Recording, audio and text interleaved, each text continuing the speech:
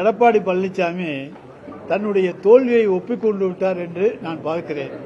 ஏனென்றால் அவர் கொடுக்கிற வாக்குறுதிகள் அவர் அவருடைய காலத்திலே நிறைவேற்ற முடியாதவை, அவை நிறைவேற்ற முடியாது என்று சொன்ன வாக்குறுதிகளை அவர் இப்பொழுது திரும்ப திரும்ப சொல்லிக் கொண்டிருக்கின்றார்.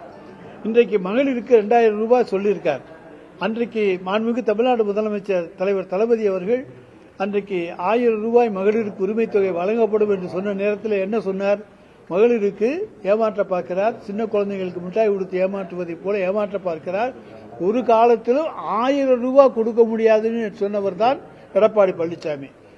அதே போல இன்னொன்று எடுத்துக்கொண்டீங்கன்னா கட்டணம் இல்லாத பேருந்து, இன்னைக்கு அவர் சொல்லியிருக்கார் ஆண்களுக்கு தரப்போறேன்னு சொல்லி. அன்றைக்கு பெண்களுக்கு கட்டணம் இல்லாத பேருந்து என்று சொன்னவுடன் எப்படி சாத்தியம்?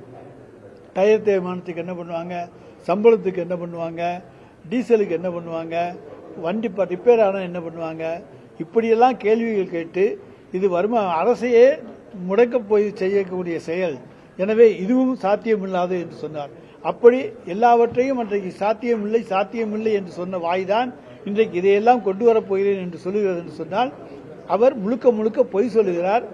அவரால் இதில் ஒன்றை கூட அவரால் நிறைவேற்ற முடியாது. அவருடைய காலத்திலும் எதையுமே அவர் நிறைவேற்றவில்லை. கரூர் கிருஷ்ணாயபுரத்துல பழனியாண்டி செய்தியாளர் தாக்கியிருக்காரு, பெரிய ப்ராப்ளமா இருக்கு. இது வரைக்கும் அவர் மேல எஃப்ஐஆர் ஃபைல் பண்ணல, அவர் பேரே வெளியே வரல சார். அந்த சம்பவம் பற்றி விசாரிச்சுக்கிட்டு இருக்காங்க. என்ன நடந்துச்சுன்னு தெரிஞ்சு அது பற்றி நடவடிக்கை எடுப்பாங்க. நான்காவது அணியா தற்போது புதிய களத்துக்கு வந்துள்ள ஒருவரை நம்ம பொருட்படுத்தாம அவர் சொல்ற கேள்விக்கெல்லாம் பதில் சொல்லாம கடந்து போயிட்டு இருக்காங்க.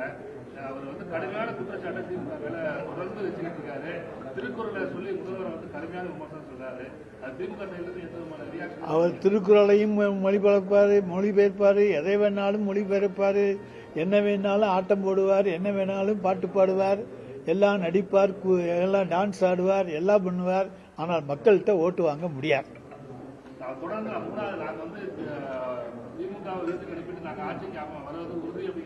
சார், தேர்தல் நிக்கிற ஒரு சுயேட்சை கூட நான் ஜெயிப்பேன்னு தான் சார் சொல்றான். 5 ஓட்டு கூட வாங்க முடியாத நான் ஜெயிக்க போறேன்னு தான் சொல்றான். ரிசல்ட் வர்ற அன்னைக்கு தானே தெரியும் அவனுடைய நிலைமை. அதை போலதான் இவங்களுடைய நிலைமையை ரிசல்ட் வர்ற அன்னைக்கு பாத்துக்கங்க.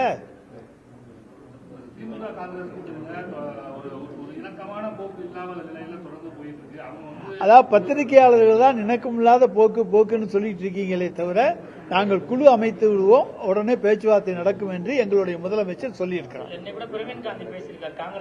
சார், சில பேர் அங்க இருக்கிறவங்க பேசிட்டு தான் இருப்பாங்க. வெளியே போகணும்னு நினைக்கிறவனும் பேசலாம், அல்லது குட்டி கல்டா பண்ணணும்னு நினைக்கிறவனும் பேசலாம்.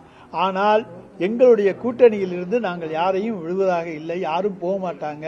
அவங்க எங்களோடு இருந்தால்தான் அவர்களுக்கு வெற்றி என்பது அவர்களுக்கு நன்றாக தெரியும். வேற எங்க போனாலும் யாருக்கும் எந்த சீட்டும் கிடைக்காதுன்னு அவங்களுக்கு தெரியும். அது எங்களுடைய தலைமையை பொறுத்தது.